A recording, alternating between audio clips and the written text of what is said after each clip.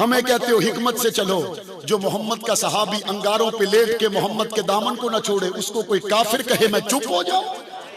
जो हुजूर के सहाबा रेत पे लेट कर हुजूर का साथ न छोड़े, अगर वो मुसलमान नहीं तो दुनिया में मुसलमान कोई नहीं है। जो हुजूर के लिए हिजरतें करे और पाक पैगंबर की मोहब्बत में तन मन धन पूरे कबीले दुकानें सब कुछ छोड़ दे, अगर वो मुसलमान नहीं तो दुनिया में कोई मुसलमान हो सकता? सबसे बड़े मुसलमान कौन है? वला यअलमन्नल्लाहु अल्लज़ीना सदक़ू। इसी आयत के गिर्द बात कर रहा हूं।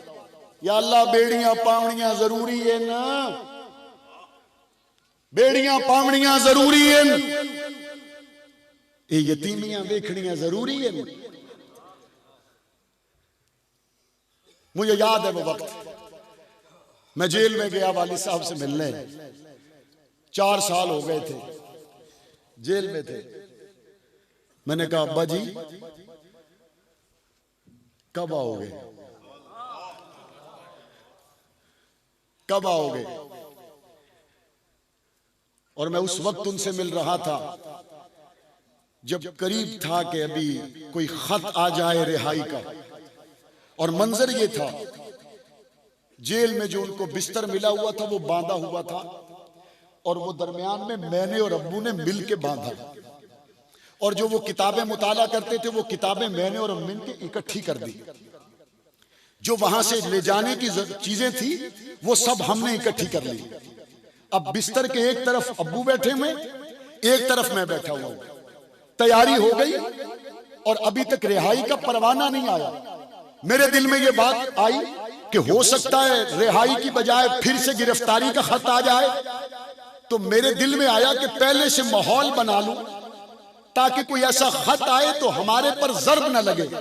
मैंने कहा अब्बा जी जे रिहाई ना हुई तो फिर, मेरा ज़हन में ये था वो आगे से कहेंगे नहीं बेटा इंशाल्लाह आ जाएगी, या मेरे ज़हन में ये था वो कहेंगे बेटा अगर ना आई तो अल्लाह खैर करेगा। जब मैंने ये कहा तो मेरे ज़हन में ये था वो थोड़ी देर के लिए खामोश हो जाएंगे।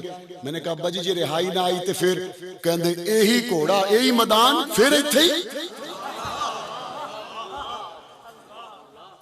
यही घोड़ा यही मैदान फिर इत्थे। फिर एक वक्त बदला जब 28 फरवरी 2000 को मैंने हिरार पार्क में उनकी तकरीर सुनी, और वो ये फरमा रहे थे आजम तारक के जिस्म से जब खून का आखिरी कतरा निकलेगा उस वक्त भी मुझे अपने बच्चों की परवाह नहीं होगी, आयशा सिद्दीका की इज्जत की परवाह होगी। फिर मेरे सामने वो वक्त भी है जब उन्होंने कहा मुझे चढ़ते सूरज की तरह यकीन है कि इस रास्ते में मुझे कुर्बान होना है, और उन्होंने फरमाया वक्त आएगा कि मेरे बच्चे मेरी लाश को लिपट कर रोएंगे। 6 अक्टूबर सन 2003 को वो वक्त आ गया जब मैं अपने वालिद के जनाजे से लिपटा हुआ था। जमात के कायदीन शुहदा में, कारकुनान शुहदा में सिवाय आजम तारक के कोई सीना ऐसा नहीं है जिस पर जाते हुए 45 गोलियां सजी हो। वक्त आया चला गया, मुझे फैसला करना था कि मैं क्या करूं। एक फैसला तो मेरे सामने था कि सिद्दीक के दरवाजे पे खड़ा हो जाऊं तो गोली आ सकती है, अपना कारोबार कर लूं, दुकान बना लूं तो अपनी और वालदा की और बच्चों की जिंदगी संवर जाएगी। मेरे सामने ये था दरे सिद्दीका पे खड़ा हो जाऊं तो काल कोठड़ियों और मुख्तलिफ अजियतों का मुसाफिर बन सकता हूं, लेकिन अगर रुखसत के रास्ते पर चला जाऊं तो आसानियां मुंह खोले खड़ी हैं। जब मेरे दिल में ये बात करवटें ले रही थी मैंने अपने बूढ़ी मां के चेहरे को देखा। मेरी मां ने मुझे कहा बेटा तुझे पैदा ही अबू बकर की इज्जत पे पहरे के लिए किया है, तुझे पैदा ही फारूक आजम के दरवाजे पे खड़े होने के लिए किया है। जब ये बातें मेरे जहन में आई, वक्त बदला, लंबी सी रात आ गई और मुझे ख्याल आया कि पीछे मेरी मां का क्या होगा। फिर मुझे ख्याल आया यहां आयशा के लिए हूं तो मां का हाफिज अल्लाह है। 31 जुलाई को मैं रिहा हुआ और 25 जुलाई को हम सूबाई असेंबली के रुकन बन चुके थे। 1 साल पहले हम काल कोठरियों में थे और 1 साल के बाद हमें ऐवानों में पहुंचा दिया मेरे रब ने। और जब वहां पर पहुंचे तो मंजर बदल गया। वो लोग जिन्होंने हमें सऊबतों में काल कोठरियों में डाला वो खुद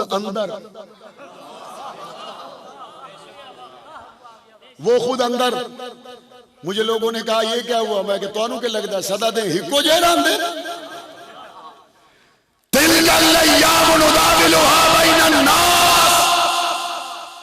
दिन बदलते रहते हैं। बस फर्क इतना है शहबाज शरीफ के बेटो तुम सियासत के लिए हो, हम अबू बकर उमर उस्मान वली के लिए हैं।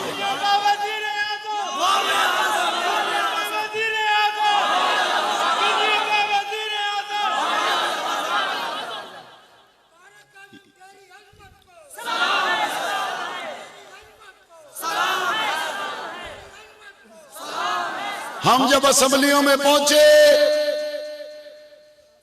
लोग मैनू बड़ी सलाह दित्तियां। उन्हें आख्या मौलाना साहब हुण तुसां आ गए हो असेंबली दे विच, इत्थे हुण गल जरा होर हिसाब नाल करिया तुसीं हुण सियासी हो गए हो। मैंने कहा कौन सी सियासत और कौन सी सीट की बात करते हो? पीपीए 126 से हासिल होने वाली एमपीए की सीट की बात है। खुदा की कसम ऐसी करोड़ों सीटें आयशा के दुपट्टे की हवा पे कुर्बान है। हम असेंबली में पहुंचे, हमने असेंबली में पहुंचकर अल्लाह की मेहरबानी से आपकी दुआओं से वो बिल पेश किए कि बिल से वो बाहर आ गया। हमने वो बिल पेश किया कि वो बिल से बाहर आ गया। और जब वो बिल से बाहर आया तो मेरे साथ बिल पेश करने वाले अराकीन ने कहा जब तक बिल में था हमें पता नहीं था, बिल से निकला है तो हमें पता चल गया। मैंने कहा अच्छा तुम बताओ तुम्हें क्या पता चला? उन्होंने कहा हमें ये पता चला है हक नवाज ठीक कहता था, आसान तकराहू शैया वहुवा खैरुल लकुम। कई मर्तबा बज़ाहिर चीज मुश्किल होती है, उसके अंदर से खैर निकलती है। मुझे सिर्फ एमपीए नहीं वजीर मिले, एडे भेड़े इतने गंदे त्रोट मोए खल्ला ही ने इतने गंदे बंदे ने सान तो पता ही कोई ना लाख दिए इन्हां दे हालात हैं। मैं क्या तुहानू पता कोई ना, असा तो 35 साल तो तुहाकू दसेंदे वदे हैं खल बकरी दी विच खिंजीर लुका खड़ा। असा तो तुहाकू दसेंदे पे हैं ई गोश्त की दुकान ते सिरी पाए बकरी देन गोश्त कुत्ते दा बिकया पिया। हम तो तुम्हें बता रहे हैं ये अहले बैत के वफादार नहीं है, ये सहाबा के वफादार नहीं है, ये खत्मे नबुव्वत के पहरेदार नहीं है। उस पर जो हुआ ये बात लंबी है। हमारा अगला प्रोग्राम खैर वाफियत से मंजिल तक पहुंच चुका है अल्हम्दुलिल्लाह। और वो क्या था, आपका भाई मुआविया आजम तारिक असेंबली में वो बिल पास करवा चुका है, कानून बनवा चुका है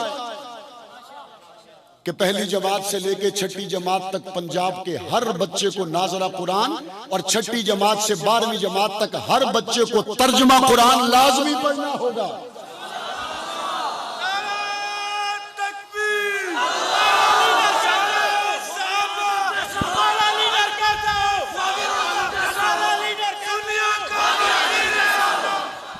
मुझे लोग कहते हैं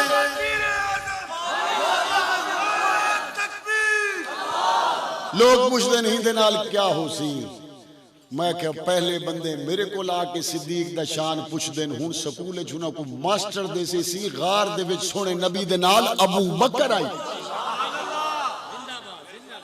पहले असा तुसा दसेंदे आसे, पहले वसे विच गालियां होंदियां, उलमा दसेंदे आन, कुरान दे कारी दसेंदे आन कि आयशा दा शान क्या है। तो कुछ बंदे साडे जलसे आंदे आन तो कुछ कोई ना आंदे, कोई मसला कह नहीं। हुण असां तुहाडे किते आसान कर दिता, अपने स्कूलों च बहो, तुहाकू तुहाडा मास्टर देसे सी कि सूरे नूर आयशा सिद्दीका दा शान बयान करे दी पई।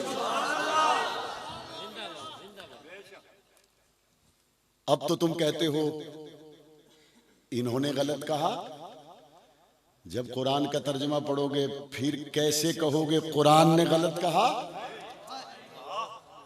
हमें तो रिजेक्ट कर दोगे, कुरान को कैसे करोगे? और दूसरा, हमने असेंबली में जो अल्हम्दुलिल्लाह कारनामा मुकम्मल सरंजाम दे,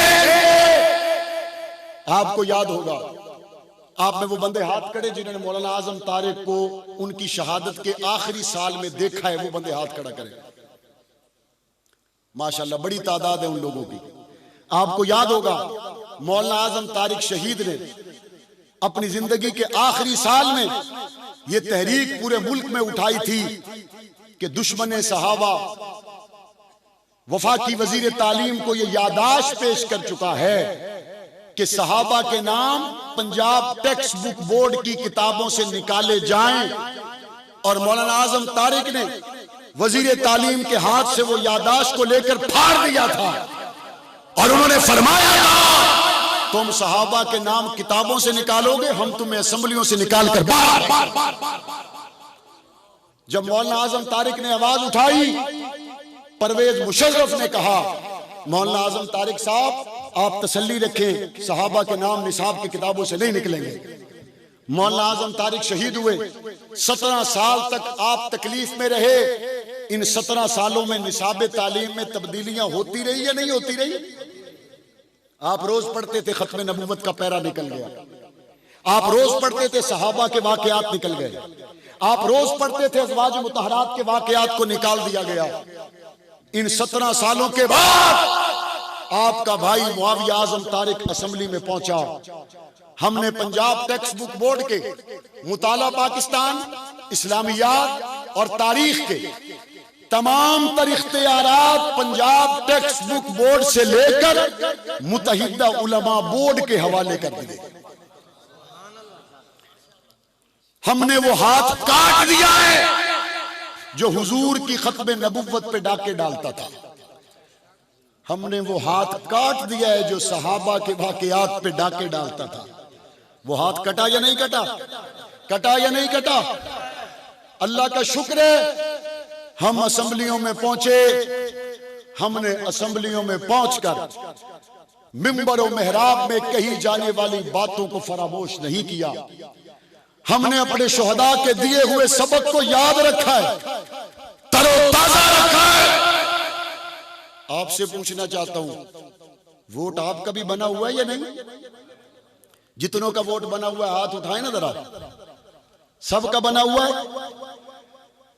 एक मुआविया आजम तारिक 371 के ऐवान में है। मैं नहीं कहता मेरे दुश्मन से पूछो, मैं नहीं कहता मेरे दुश्मन से पूछो। और दुश्मन से मैं इसलिए कहता हूं जिसले तुसा जोर नाल डंडा मारो ना तो तुहाकू मालूम होवे कि मैं तो पूरा जोर लाया लेकिन कुत्ते दी चीख नहीं निकली तो वाल तुहाकू लगदा है डंडा सही जाते लगा नहीं।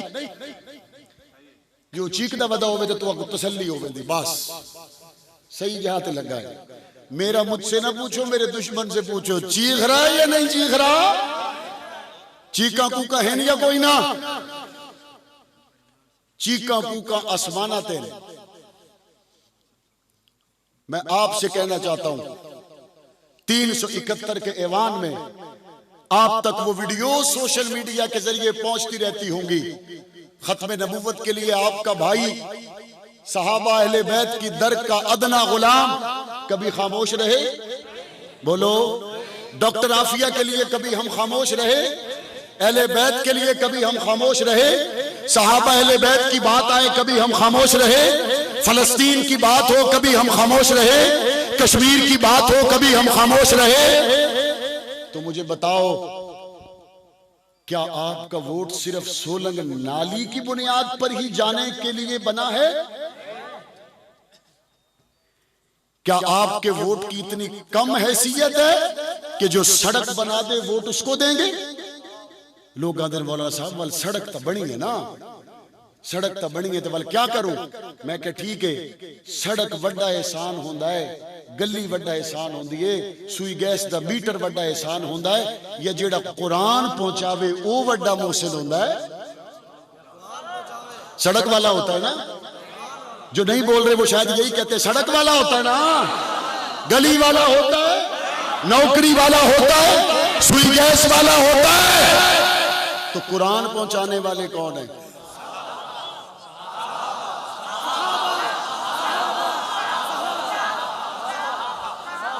सबसे बड़े मोहसिन अंबिया के बाद सहाबा अपनी सड़कों ते गलियां चा के हिक पासे रख। मेरा वोट उसके लिए है जिसकी जान हबशे के काले बिलाल के लिए है।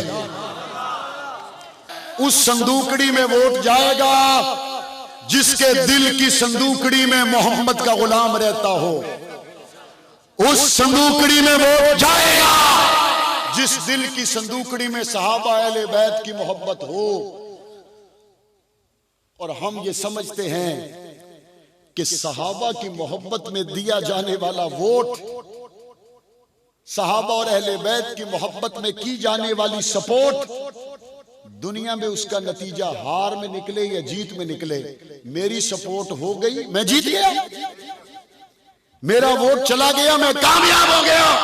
इसलिए ये तय कर लें दोबारा हमारी आपसे मुलाकात हो ना हो, जिंदगी रहे ना रहे, फासले कम हो या ज्यादा हो, फैसला कर लो। जो मोहम्मद करीम की खत्म नबुव्वत का पहरेदार होगा, वोट का हकदार हो, सपोर्ट का हकदार हो, जो सहाबा अहले बैत की इज्जत का चौकीदार होगा, वोट का हकदार। पक्की बात है? तैयार रहोगे? खड़े रहोगे? तशरीफ रखे, अभी तो मेरी गुफ्तगू शुरू ही नहीं हुई। हमारा लीडर कैसा हो? बैठ जाओ, बैठ हमारा लीडर कैसा हो? आखिर में तो तशरीफ रखे, आखिर में आप दोस्तों से ये कहना चाहता हूं, इस वक्त अफगानिस्तान तालिबान के हाथ पर अल्हम्दुलिल्लाह फतह हो चुका है। सबको अल्हम्दुलिल्लाह। और हिंदुस्तान रो रहा है और पाकिस्तान खुश है या नहीं? और हिंदुस्तान के एजेंट जो पाकिस्तान में हैं, वो इस वक्त पाकिस्तान को कमजोर करना चाहते हैं, मुख्तलिफ रास्तों से, हीले बहानों से।